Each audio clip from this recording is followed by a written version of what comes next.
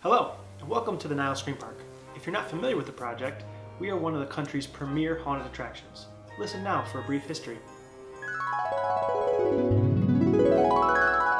The project started over 4 decades ago as a small JC's fundraiser. Now we have 7 main attractions on 44 acres. The park has had over 1.8 million interior visitors and has donated over $1.7 million to charity since 1996. The best part about the Niles Scream Park is we're all one big family. We have 4th generation families working here. We've had couples meet and get married. We've even had weddings take place here at the Scream Park. We have people working all year round to get our attractions ready for the fall. All in all, this is a very special place for our volunteers and our community, and we're very excited for you to join the family. This video is going to prepare you to volunteer at the Scream Park. We are going to go over documents titled Guidelines for Regular and FOS Volunteers and Safety Checklist. If you don't have these documents, please contact your group leader or email the Haunted House office at niles@haunted.org. Each of you will be asked to fill out a schedule for the season and submit it to your group leader. If you're not assigned to a group, then you would submit it to the volunteer coordinator. We must schedule over 200 volunteers on a busy night. So if you say you can be here on a specific date, we're counting on you. On the top of the guideline sheet is a list of report times. Everyone must arrive by the time listed in order to open the attractions on time. The parking lot will close at 11 p.m. on Fridays and Saturdays and 10 p.m. on Sundays. However, we do our best to accommodate everyone still in line, which could keep the attractions open as late as 12:30 or 1 a.m. If you have someone picking you up or a babysitter at home, please make sure they know not to expect you to leave right at closing time. If you're unable to make it on a date that you're scheduled, you must let us know at least 48 hours in advance of the report time. If you fail to notify us, there will be a double penalty applied to your group, which is equivalent to 2 nights worth of a donation. To cancel, please contact your group leader, or if you don't have a group leader, contact the volunteer coordinator. If something comes up within 48 hours, you're welcome to find a substitute to cover for you and avoid a group penalty. However, men must have a male replacement. Females can have a male replacement or a female substitute. The reason being is that we do our best to keep the ladies out of higher risk positions. If you're not sure if you're available on a certain night, do not put it on your schedule. Simply notify the volunteer coordinator later if you are able to work. If you want to volunteer on a night you are not scheduled, we encourage you to still come and check in with the volunteer coordinator, and she will place you on an extra list. If you come as an extra, there is no guarantee there will be an opening, but most nights there are. As an extra, you will be assigned to an available position, not necessarily where you normally work or requested to work.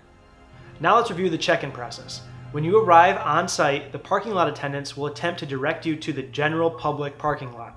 To let them know you are a volunteer, turn on your emergency flashers and they will let you access the volunteer parking lot. If they continue to direct you into the general public lot, odds are the volunteer lot is already full. If this happens, you will need to park your vehicle in the general parking lot and walk into the volunteer area. In the volunteer parking lot, you may park anywhere except for the coned off area. That's our septic field, won't make Pete happy.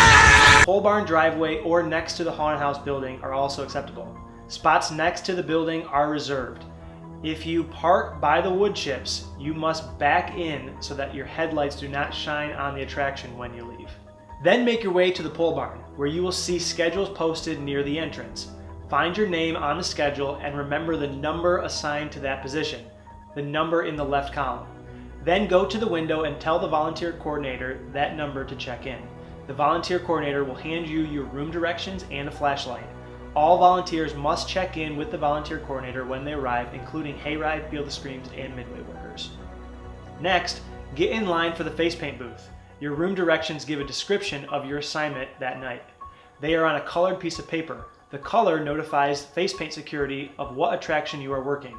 Please do not be offended if someone cuts you in line. This is because they are working in an attraction that opens before yours and must have their face painted first.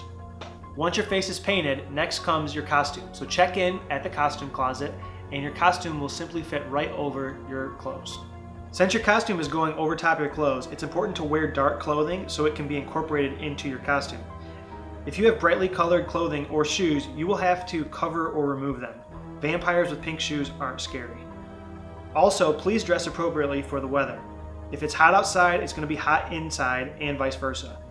Outdoor positions especially get very cold and wet. Never wear open-toed shoes. Not only are some areas muddy, but you will be moving around and may step on something sharp. We do not allow costumes that are gory or revealing. As Pete says, no blood, no boobs, no butts. After you receive your costume, flag down an opener in a yellow vest. Openers will escort you to your room and show you how to operate your scares. They will also show you how to get to and from your position, where the nearest telephone is located, and the 2 closest fire extinguishers. The opener will then ask you to act out the room to show them you understand your responsibility. If you do not understand your position or have any questions, be sure to ask the opener before they leave. Each room has written room directions that are posted to refresh your memory. We work year-round to make the rooms terrifying. However, it's up to you to bring the room together. Please give our patrons a great show. Periodically throughout the night, our acting coordinator will check in on you to give you tips and advice to perfect your scares. Please respect her opinion. She will check in later in the night to ensure her advice was implemented. She also has permission to move you to a different position or remove you from the attraction if you are being uncooperative. If there's a room that you love, be sure to fill a worker request form found in the haunted house office.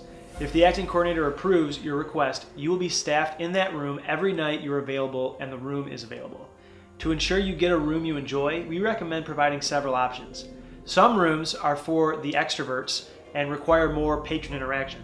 Some rooms are for introverts where you press buttons behind the scenes. Some are small spaces, some require you to be on your feet all night. We want to put you in the best position for you to succeed, so be sure to let us know.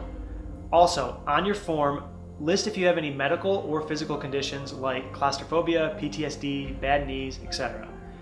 So we don't put you in a position that you are not physically able to meet our expectations. We are not only counting on you to scare our patrons, but also keep everyone safe. You are our eyes and ears in the area.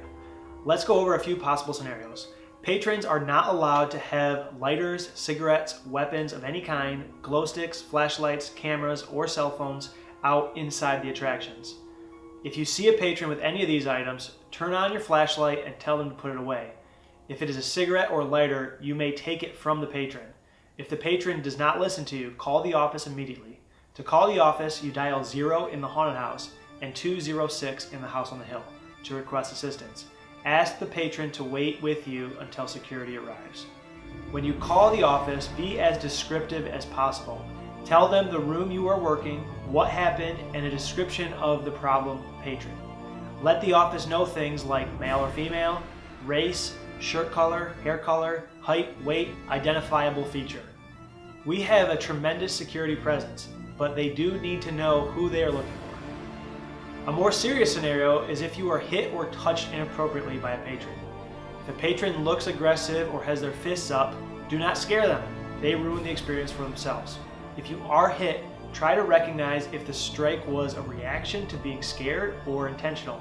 If they paused before hitting, made 2 motions, or had a closed fist, call the office immediately. Again, be as descriptive as possible about the problem patron, and security is trained to handle the situation. Please be aware that you are in control of many of these situations. When you scare a patron, retreat immediately, and also have one hand up to protect against any potentially violent reaction. If you are performing a statue scare, come to life before the patron reaches you so they will not touch you inappropriately.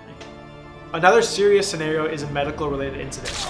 We need a medical report of anyone inside the attraction who gets hurt. If you hear someone say ouch, trip, or run into something, etc., please call the office to notify them immediately. All possible injuries must be reported immediately. Please never try to handle a security or medical situation yourself.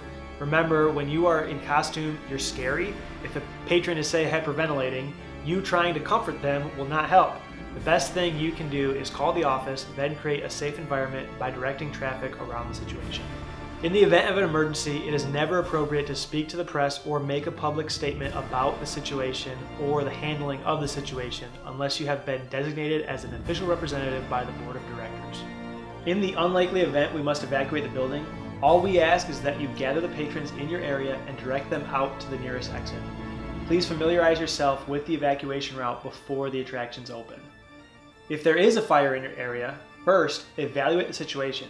If the fire is not manageable, get out of the building and pull a fire alarm, which are located on the perimeter of the buildings. If it is a small fire, please put it out with a fire extinguisher. To use the fire extinguisher, we use the acronym PASS, P-A-S-S. Pull the pin, aim the nozzle, squeeze the handle, sweep from the bottom up. Fires are fed from the bottom, which is why it's important to put out the ground level first. If you have to use a fire extinguisher, please let the office know. You should know where the closest 2 fire extinguishers are located before we open. Each volunteer will receive a 5-minute break on a periodic basis. Every attraction has a designated break area. If you're unsure where the break area is for your assigned attraction, please ask an opener or manager prior to opening. Never leave your room unattended. A breaker will relieve you of your position so you may go to the bathroom, get a drink, smoke outside, etc. Please do not exceed the allotted 5 minutes. If you take longer than 5 minutes, the office managers may not provide another break for the remainder of the night. You may visit with the other workers who are on break, but you may not visit with workers who are on duty. You are welcome to take beverages back to your room. However, be sure to throw away trash at the end of the night. You will not have time to visit the Midway or any other attraction during your break. As you're traveling to and from your area, there are a few things to keep in mind. There are secret passageways throughout the attractions, so personnel can get places quickly. You are welcome to use these to get to and from your area. However, be very careful since many of the secret passageways will have patrons on the other side. Be like a ninja, open the doors very slowly, peek to see if the coast is clear. If so, make a break for it. If you feel resistance when you try to open the door, it means someone else is on the other side. Never open a door quickly because you could easily break someone's nose or otherwise injure them. The biggest enemy to any haunted house is light. For that reason, never open any of the exterior doors except in the event of an emergency. There are sheltered doors on both the north and south sides of the haunted house that are left open and designed to prevent light from entering the show. Only use these doors to go in and out of the building. If you have to cross through the haunted house, use the catwalk upstairs. Never cross through patron traffic if possible. Next, some general rules in hyperspeed. There's absolutely no touching. Patrons don't touch you, actors don't touch them. There are only a few haunted houses in the country that actually touch patrons. They all require waivers, and they're super kinky.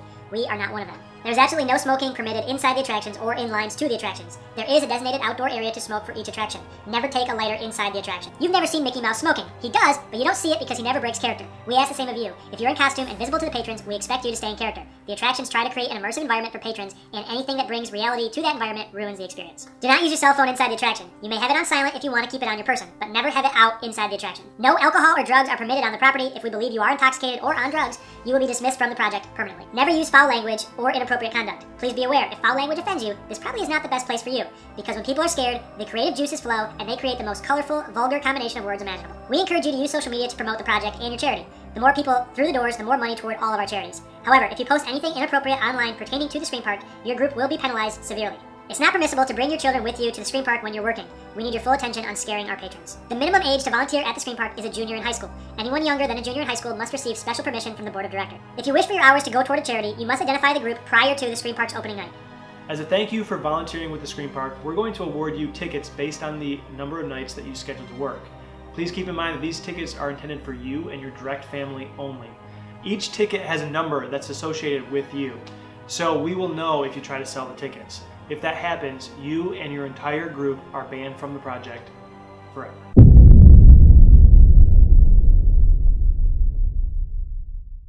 At the end of each night, we ask that you return your flashlight and costume to the costume booth in the pole barn. If you fail to return your flashlight, your group will be penalized $2 to cover the cost of the flashlight. Now we are going to complete the safety checklist. You will need to submit this form to Kelly as proof that you watched the training video. Where it asks your instructor's name, please write training video. But, something in my throat. Where it asks your instructor's name, please write training video. But if you're curious who the handsome devil is, my name is Matt, and I'm sorry ladies, I'm taken. It's the one and only Digo Double G. Fire exits for both the haunted house and the house on the hill are located on the perimeter of the building. The house on the hill has one path through the building. The haunted house has 4 fire fingers which pass through the attraction and lead to an emergency exit. The fire drill procedure for each attraction is posted in their respective break rooms. If you can't find it, please ask for help. In the event of an emergency, first evaluate the situation. Many situations you can fix by turning on your flashlight and asking the patron to obey the rules. If you do not feel comfortable addressing the issue, call the office immediately and provide a detailed description. If you must evacuate, lead everyone in your area to the nearest exit and pull the fire alarm to evacuate the building. When an opener escorts you to your area, be sure they share with you the location of the 2 closest fire extinguishers. To use the fire extinguisher, remember the acronym PASS, P-A-S-S. Pull the pin, aim the nozzle, squeeze the trigger, and sweep from the bottom to the top of the fire. The material safety data sheet binder is located inside the haunted house office and is where we store documents related to the various materials used in the attractions. If a patron has an allergic reaction, we can use this as a reference. For both attractions, the fire pull stations are located on the outside perimeter of the buildings. Each office has a medical kit, flashlights, and bullhorn.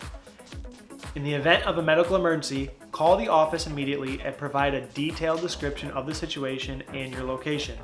If possible, escort the injured patron to the perimeter of the building and wait for them. Shut up! We just pressed play! And action! And wait with them until the medical staff arrives. Assure the patron that they will not miss any of the show. We will put them back into the show exactly where they were taken out. The overhead lights in the haunted house are located by the south entrance and in the house on the hill by the west entrance. You should never turn these lights off or on except in the event of an emergency. Please sign the safety checklist to confirm you went over the necessary material. When you submit the safety checklist to the volunteer coordinator, you will be asked to take a brief 5-question quiz related to the content we just discussed. If you don't feel comfortable with the material enough to take the quiz, please review this training video. The Scream Park is a truly special place, but it's not for everyone. If you try volunteering and realize it's not for you, we just ask that you respect what it means to others. Our patrons paid to be here, and our volunteers have poured blood, sweat, tears into creating what this park is today. We ask that when you volunteer, you come with a great attitude, recognizing how special this place is, and I promise you, you're going to have a good time. Since you're now part of the Niles Scream Park family, you and your family are invited to our annual pizza party dinner the Sunday before Thanksgiving. Thanks again. We look forward to a terrific season.